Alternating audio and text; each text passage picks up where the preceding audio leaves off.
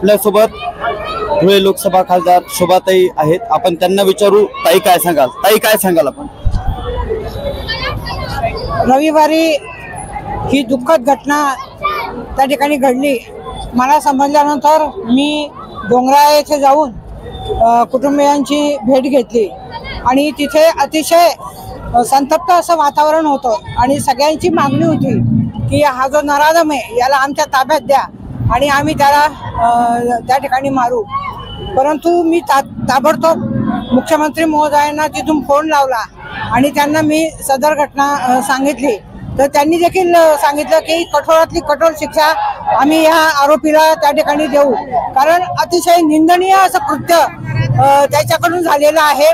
एक पाशवी कृत्य त्याच्याकडून झालेलं आहे आणि पुन्हा असं घडू नये या दृष्टिकोनातून या आरोपीला कठोरात कठोर असं शिक्षा व्हायला पाहिजे, फाशीची शिक्षा व्हायला पाहिजे.